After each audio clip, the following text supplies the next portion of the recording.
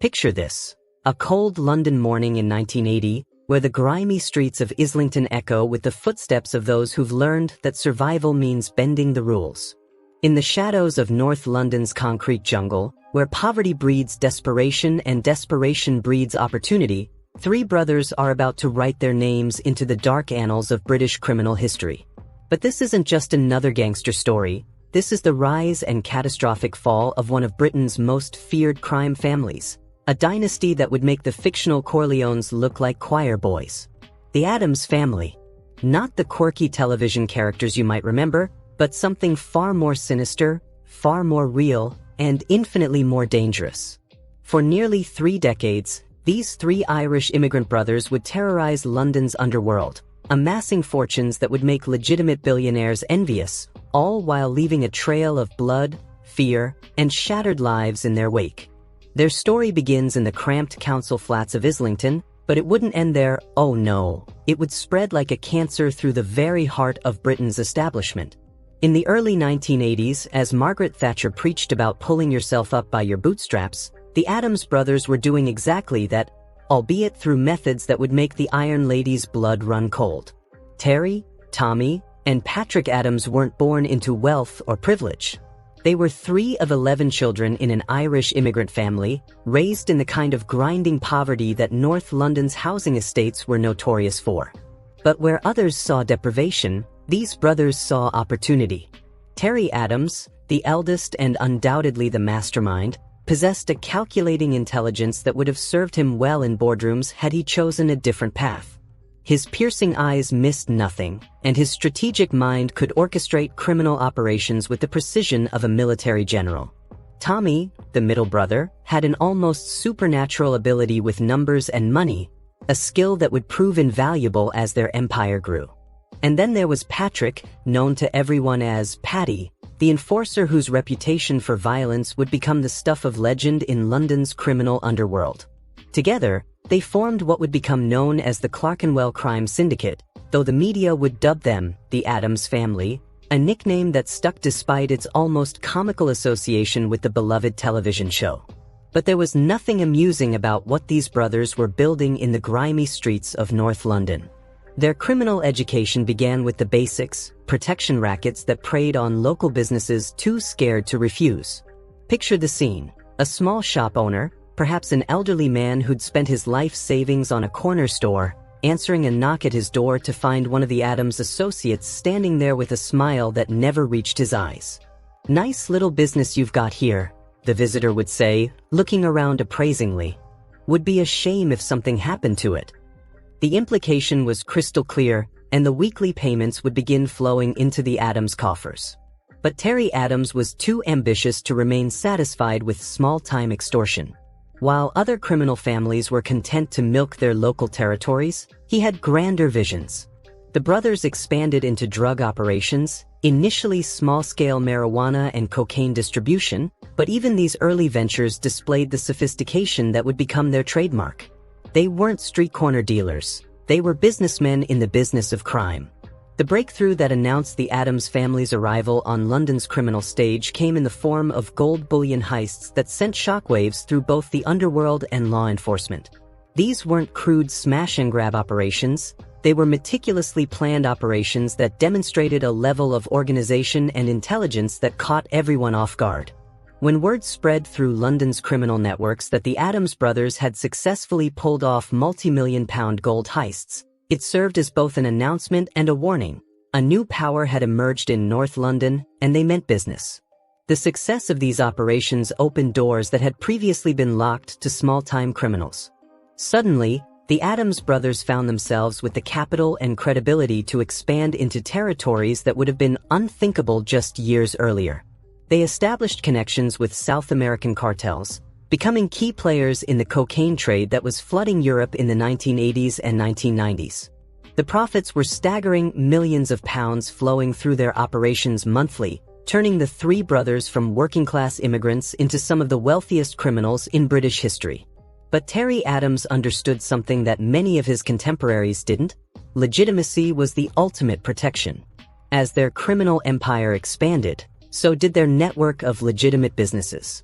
Nightclubs in London's West End, restaurants in trendy neighborhoods, property developments that transformed rundown areas into profitable ventures, the Addams brothers were building a criminal-legitimate hybrid that would make it almost impossible for authorities to untangle their legal earnings from their illegal profits. Perhaps even more impressive and disturbing was their ability to cultivate relationships within Britain's establishment. Corrupt police officers provided early warnings about investigations. Bent lawyers helped navigate legal challenges. Rumored connections reached into the highest levels of British politics, with whispered allegations of links to Conservative MPs that were never proven but never fully dispelled either. The Addams family wasn't just operating outside the law, they were corrupting the very institutions meant to uphold it. Their influence spread far beyond their Islington origins, reaching into every corner of London's criminal landscape and beyond. Other crime families either allied with them or lived in fear of them. Their reputation preceded them wherever they went, and that reputation was built on something far more powerful than money. It was built on fear. The Addams family's method of governance was brutally simple: absolute fear maintained through surgical violence. They weren't random thugs creating chaos. They were strategic terrorists who understood that one well-placed act of brutality could prevent the need for dozens more. Their name became linked to over 25 gangland murders, though proving their involvement was another matter entirely. These weren't crimes of passion. They were calculated executions designed to send messages that resonated throughout London's underworld.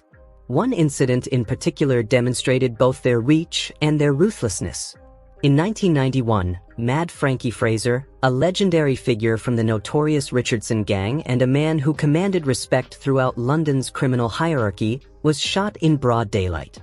Fraser survived, but the message was unmistakable: even criminal royalty wasn't safe from the Addams family's reach. The shooting sent shockwaves through London's underworld, establishing once and for all that the Addams brothers didn't recognize traditional criminal hierarchies or codes of conduct. The violence escalated when Patrick Addams allegedly stabbed David Fraser, Mad Frankie's son, during a drug deal that had gone wrong.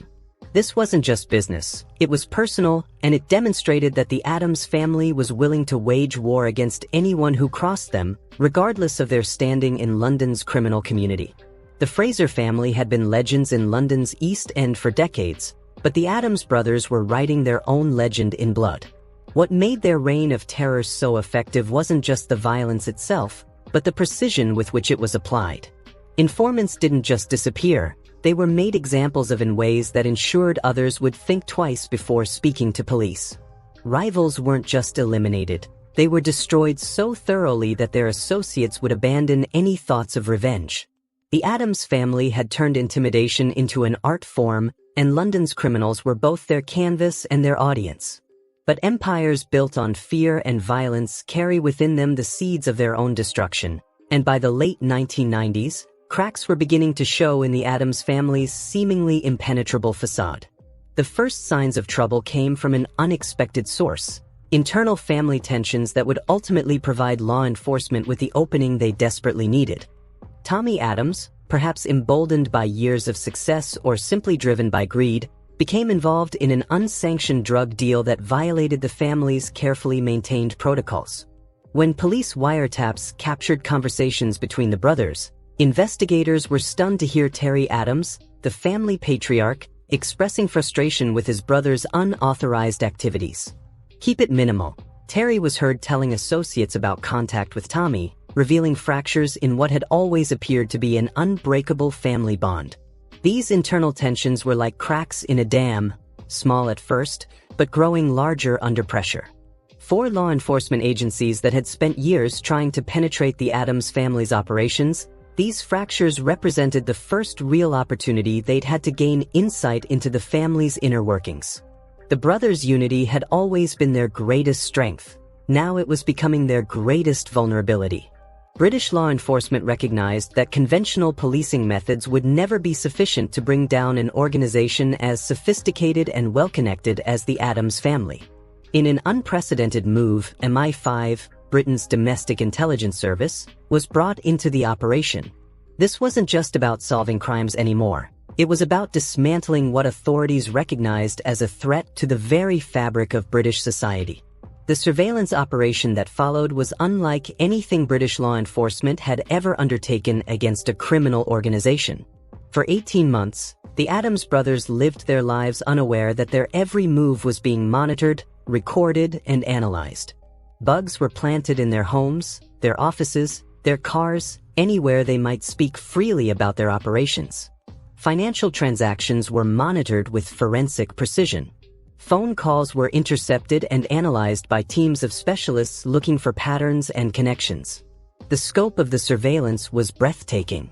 Teams of investigators worked around the clock, building a picture of the Adams family's operations that was more detailed than anything the brothers themselves might have possessed. Every financial transaction, every meeting, every casual conversation was cataloged and cross-referenced. Slowly, methodically, investigators were building a case that would be impossible to dismiss or deflect. As the surveillance operation continued, Terry Adams seemed to sense the changing atmosphere around him. Whether through instinct, intelligence from his remaining sources within law enforcement, or simply the paranoia that comes with decades of criminal activity, he began attempting to reinvent himself as a legitimate businessman.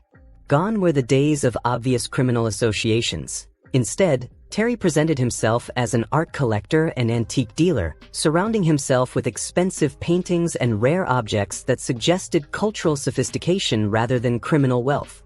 His lifestyle became increasingly lavish, as if he were trying to create a public persona so far removed from his criminal origins that authorities would be forced to accept his transformation. Expensive restaurants, cultural events, high-end social gatherings. Terry Adams was attempting to purchase respectability with the very wealth he'd accumulated through decades of criminal activity. But investigators watching his every move recognized these efforts for what they were: an elaborate performance designed to create reasonable doubt about his continued involvement in criminal enterprises. The performance came to an abrupt end on a cold morning in 2003 when Terry Adams answered his door to find it filled with armed police officers executing a dawn raid. The man who had terrorized London's criminal underworld for over 2 decades was finally in custody, and the evidence seized during the raid told a story that contradicted every claim he'd made about his legitimate transformation. Police discovered over £500,000 worth of art and antiques, £59,000 in cash, and £40,000 in jewelry, assets that represented just a fraction of the wealth Terry had accumulated over his criminal career. More importantly, financial records and other documents provided investigators with roadmaps to bank accounts, shell companies, and investment schemes that had been used to launder millions of pounds in criminal proceeds. The legal proceedings that followed were as dramatic as Terry's arrest. In 2007, faced with overwhelming evidence, he pleaded guilty to money laundering charges and was sentenced to 7 years in prison. But the court system wasn't finished with him. In addition to his prison sentence, Terry was ordered to pay £44.7 million in legal aid costs and £800,000 in prosecution costs, figures that seemed impossible for someone claiming to have no significant assets. The irony was delicious and infuriating in equal measure.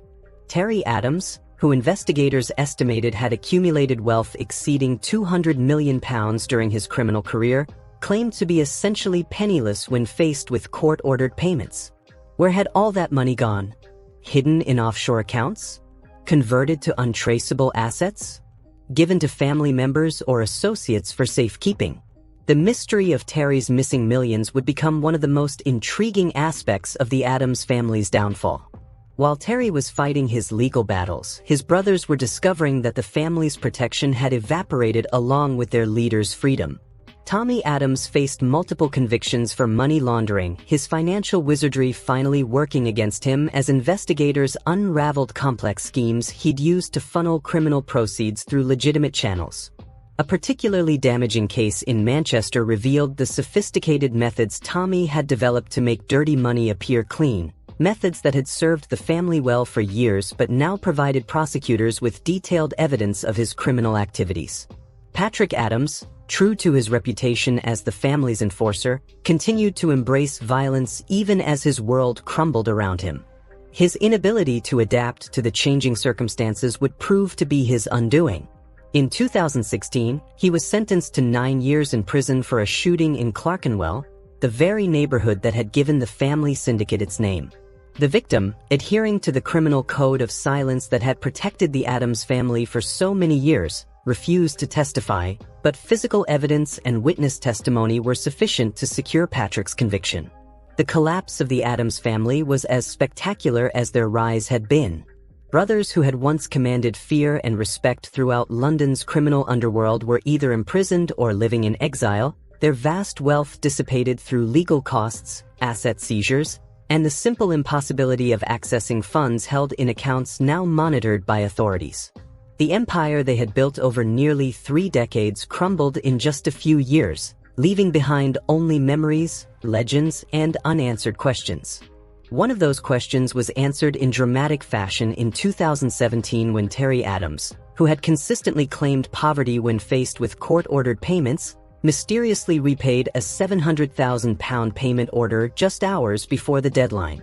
Where had the money come from? Had he maintained access to hidden assets all along? The payment raised as many questions as it answered, suggesting that even in defeat, the Adams family retained some of their legendary ability to surprise and confound authorities.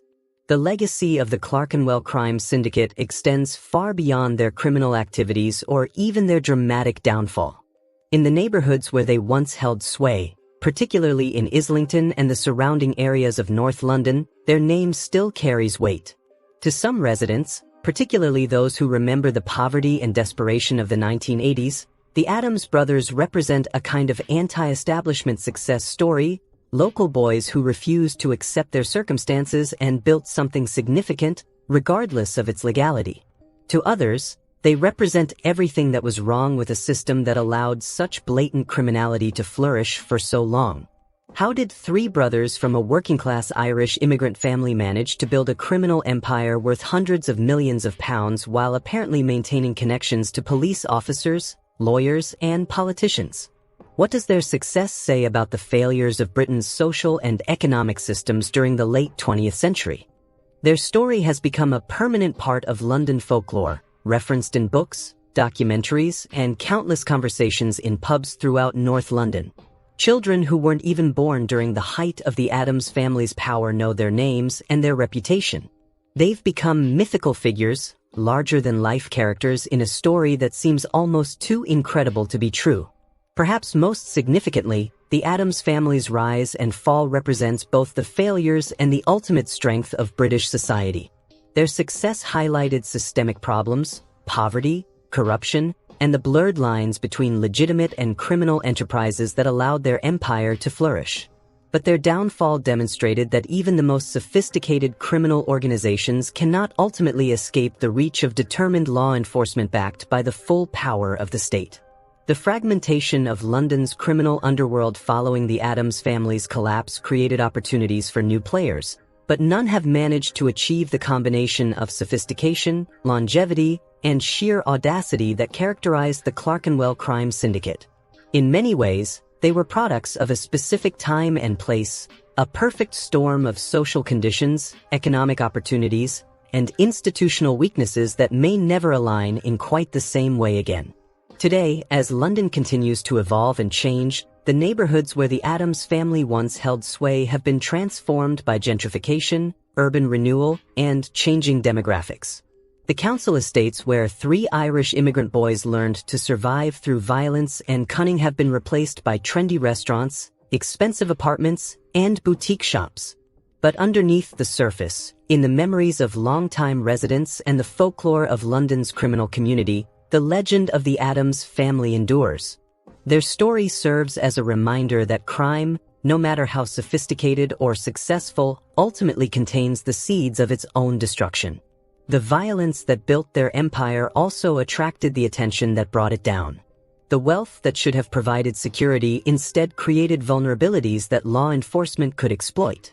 The family bonds that gave them strength also created weaknesses that investigators could target.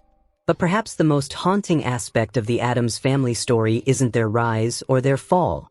It's the question of what might have been. 3 brothers with obvious intelligence, organizational skills, and business acumen chose crime over legitimate pursuits. What might they have accomplished if they'd channeled their talents differently? What contributions might they have made to British society instead of preying upon it? As we reflect on their legacy, one question continues to linger in the shadows of North London streets and in the whispered conversations of those who remember the height of their power.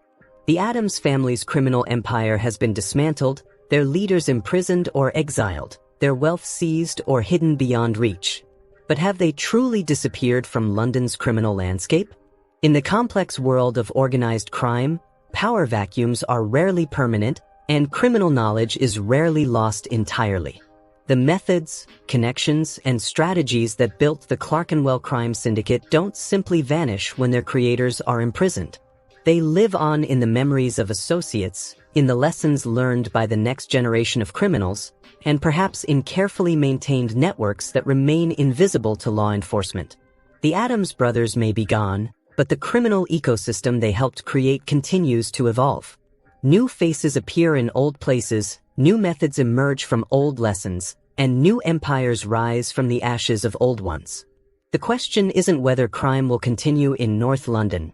It's whether anyone will ever again achieve the combination of audacity, sophistication, and longevity that made the Addams family legendary. So as you walk through the gentrified streets of modern Islington, past the expensive restaurants and boutique shops that have replaced the rough pubs and corner stores of the 1980s, remember that you're walking through what was once the heart of one of Britain's most powerful criminal empires. The Addams family may be gone, but their story remains, a testament to the thin line between desperation and opportunity, between survival and success, and between crime and punishment in one of the world's great cities. If you're fascinated by the untold power moves of the world's most dangerous crime families, don't miss what's coming next. Subscribe now to step deeper inside the secret world of mafia titans.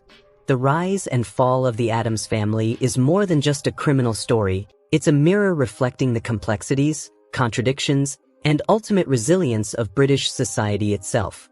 And in the shadows of North London, where legends are born and empires fall, the question remains, are they truly gone, or are they simply waiting, watching, and planning their return from the darkness they once ruled so completely?